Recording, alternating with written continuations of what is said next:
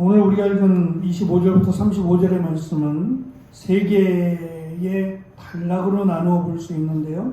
먼저 25절, 그리고 26, 27절, 그리고 마지막 28절부터 35절로 나누어 볼 수 있습니다. 25절은 법정에서의 증언을 의미하는 것으로 그가 하는 증언, 옳고 그름 또는 그가 본 것에 대한 증언이 지금 재판을 받는 사람의 생명을 좌우할 수 있기 때문에 반드시 진실하게 대답을 해야 된다라는 것을 강조하고, 28절부터 35절은 나라의 번영에 대한 부분입니다.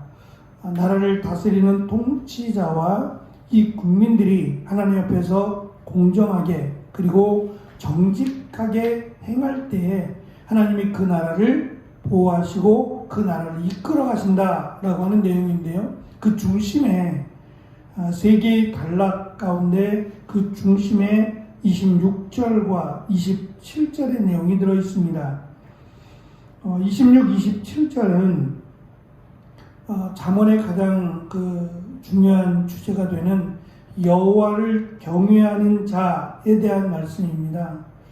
여호와를 경외하는 자들에게는 하나님이 그의 자녀들의 피난처가 되어주시고, 특별히 생명의 샘으로 설명되는 이 샘이라고 하는 것이 잠언에서는 그 생명과 연결되는 부분이기도 하지만 이 도덕적인 유혹으로도 이 비유되는 은유적인 단어인데요. 이 도덕적인 유혹으로부터 자녀들을 지키고 보호해 주신다라고 하는 내용으로 결국은 여호와를 경외하는 것이라고 하는 것이 통치자에게도 그리고 국민들에게도 동일하게 적용되어야 된다라고 하는 것을 솔로몬은 강조합니다. 특별히 32절 말씀이 조금 우리가 이해하기 어려운데요. 70인역에서는 이 32절을 이렇게 번역합니다.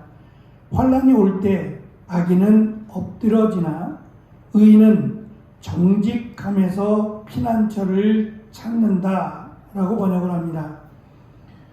정직하게 행하는 자를 하나님께서 도우실 것이고 특별히 인도하신다라고 하는 내용으로 설명을 합니다. 솔로몬이 왕으로 있었던 시대에 대한 시대상을 보면 솔로몬에 대한 부분, 특별히 그의 지혜에 대해서 많이 지면을 하려 합니다만, 그가 있었던 이스라엘이 과연 공의로웠느냐 또는 솔로몬이 공정하게 재판을 했느냐라고 묻는다면 적어도 솔로몬은 공의롭게 또는 공정하게 재판하려고 노력했던 것 같아요. 단면적인 그 여인들이 자신의 아이를 재판해달라고 요청하는 부분이 단면적으로 등장하긴 하지만 솔로몬은 하나님께서 허락하신 지혜로 공의롭게 재판하려고 노력을 했던 것 같아요. 물론 그가 잘못한 것도 있고 또 하나님의 말씀을 제대로 지키지 못한 것도 있습니다. 그래서 그는 자신의 어리석음을 이 지혜와 관련해서 무엇이 지혜인지를 잠언에 많이 기록하려고 노력했던 것 같습니다. 리플리 증후군이라고 하는 용어가 있습니다.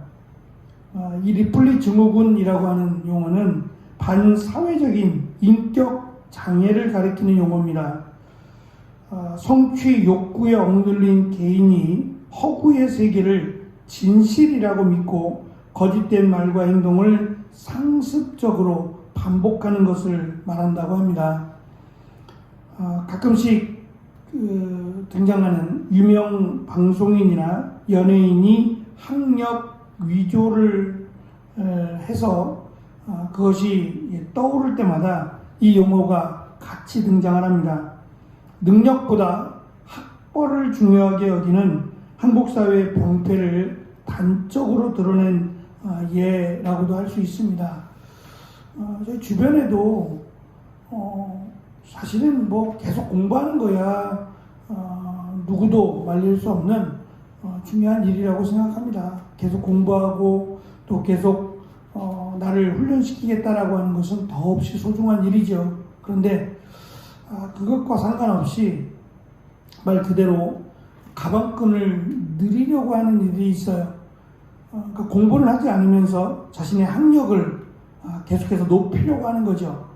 그래서 명함을 보면 명함이 다 채워지지 않을 만큼의 그의 그 양력이 이렇게 소개되는 것들을 볼 때마다 대단하다라고 생각하면서도 또 한편으로는 굳이 이렇게까지라고 하는 생각이 들 때가 있어요. 사실은 그 학력보다 더 중요한 것은 실력이겠죠. 어쩌면 그 목사라고 하는 그거 하나로 사실은 모든 것이 설명이 되어야 되는데 이제 그것 갖고 부족하다 여기니까 그 이상의 학력을 소유하기를 원하고 또 그것을 이렇게 드러내기를 원하는 것 같아요. 어쨌든 하나님의 말씀을 가르치고 전한다라는 것은 그 시간만큼, 그러니까 성경의 시간 2000년 전 또는 4000년 그 이상의 시간만큼을 깨달아야 되는 거기 때문에 많은 수고와 노력이 필요합니다.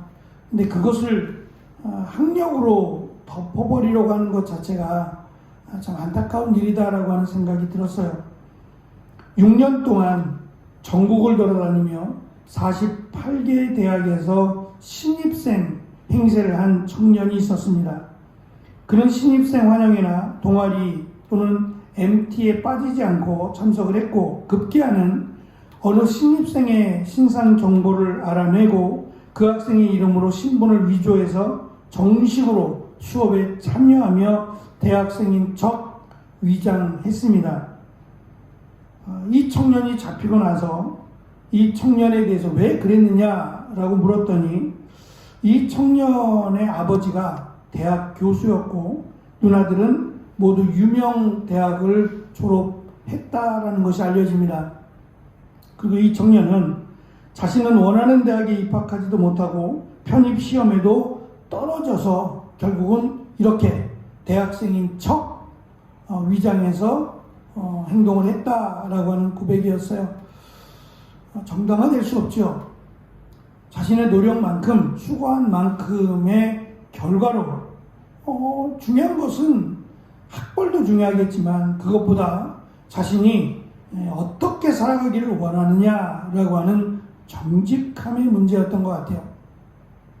나라가 공정하지 않으면, 정의롭지 않으면, 그리고 국민들이 정직하지 않는다면 그 사회는 보기에는 그럴듯해도 병들어 있는 사회라고도 할 수 있을 겁니다.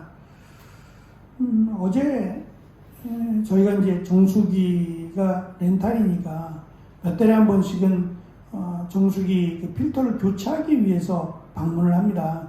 어제도 필터 교체를 위해서 방문을 했는데 방문하시는 분들이 저는 이제 그분들을 대하니까 자주 바뀌어요. 자주 바뀌어서 뭐 제가 실제적인 내용을 모르니까 그 일하시는 분들을 이렇게 지역을 돌리나 라고 하는 생각, 또 한편으로는 이 일이 어렵고 힘들고 또 그만큼의 만족할 만한 보수가 없어서 자주 그만두시나 물어보진 못했습니다만 그런 생각을 했어요. 그런데 어제 오신 분은 몇 달에 한 번씩 이렇게 방문을 하시는데 지난번에 오셨던 벌써 한 3번 정도 제가 뵙는 분이에요. 그것을 기억하는 것은 기억력이 좋아서 그런 게 아니라 이분이 조금 나이를 좀 알아볼 수 없어요. 그러니까 젊은 청년은 분명히 아닌데 나이가 조금 있는 것 같은데 젊은이처럼 옷을 그렇게 입으세요. 많은 이야기는 하지 않지만 잠깐 이야기를 해보면 청년은 분명히 아닌데 라고 하는 느낌은 가져요. 몇 살이세요? 라고 물어볼 수는 없는데 이게 머리를 파마를 했어요.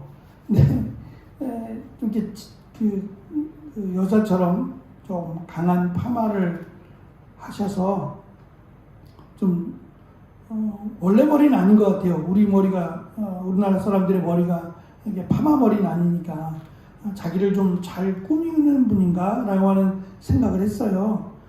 그래서 이제 그분이 좀 인상이 남았는데 어제도 오셨더라고요. 제가 이제 차가 좀 문제가 생겨서 차를 수리하느라고 시간이 좀 어떻게 될지 모르겠다라고 하다가 너무 많아서 수리하는 분들이 많아서 이제 내일 수리하기로 하고 교회로 왔더니 마침 근방에 계셔서 바로 찾아오셨어요. 제가 일하고 있는데 그분이 이제 저한테 말을 걸면서 자기 아들이 재수하고 있다고, 나이가 좀 되는 거죠. 아들이 재수하고 있다라고 하면서 지난주에 연락을 했는데 전화가 안 되더라. 제가 외국에 있어서 그랬다고 하니까 이제 본인이 외국에 갔던 이야기들을 해주시더라고요. 친절하게 외국에 갔던 이야기를 해주시는데 뭐 필리핀에 갔던 일, 태국에 갔던 일, 주로 이제 동남아시아 쪽을 가셨나 봐요. 가면서 느꼈던 느낌들을 쭉 얘기해 주시더라고요. 저한테 어디 갔느냐 그래서 태국에 선교하러 갔다 왔다 그랬더니 태국이란 나라는 그러면서 쭉 얘기를 해 주시더라고요. 그러면서 결국 그겁니다. 자기가 여러 나라를 다녀봤고 또 외국 여행을 좋아하나 봐요. 다녀보니까 한국이 좋더라. 한국이 살만한 나라더라. 라고 하면서 다른 나라들하고 쭉 비교하면서 이야기를 해주세요. 그러면서 이제 자신의 그 직업이죠.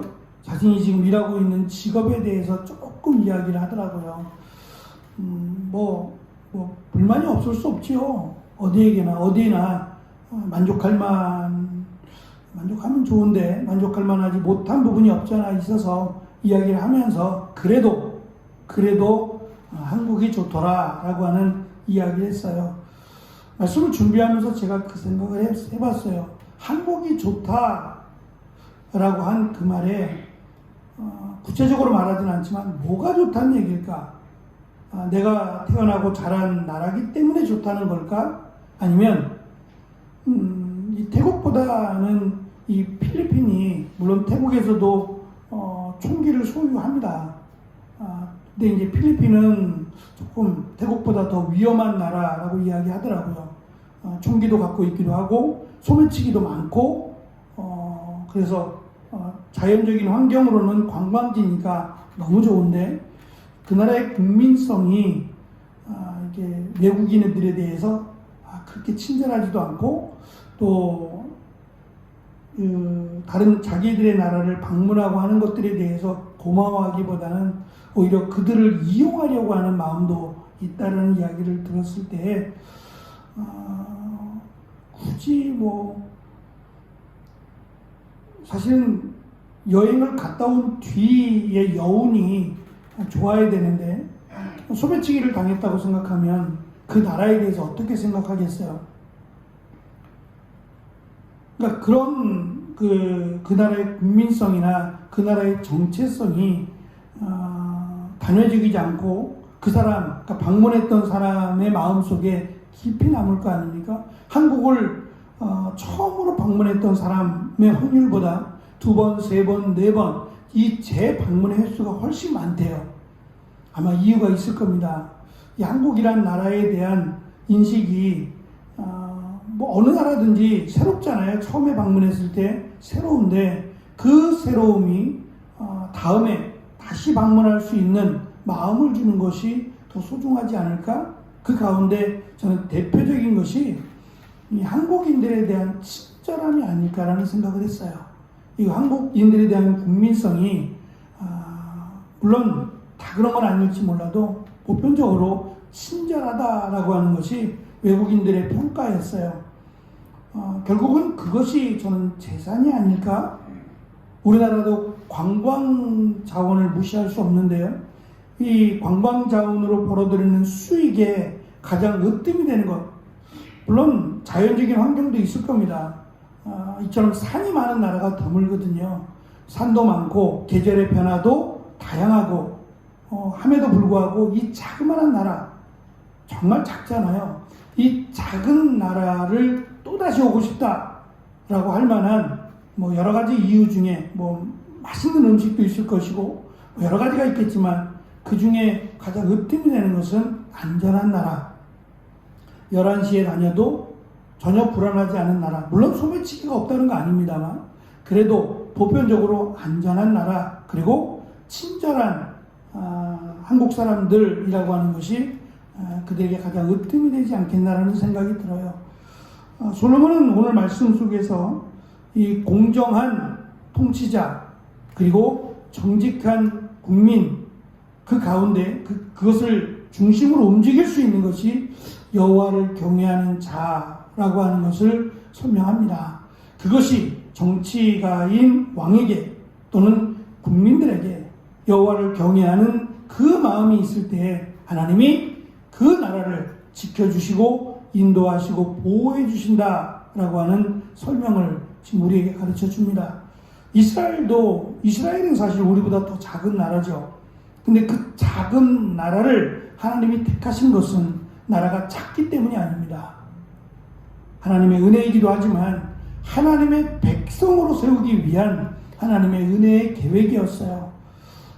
마찬가지로 하나님께서 믿는 자들을 하나님이 지켜주시고 인도해 주신다라고 하는 이 축복의 약속은 무엇을 떠나서 하나님의 말씀을 경외하는 자, 여호와를 경외하는 자에게 함께 하시는 약속이라고 생각합니다.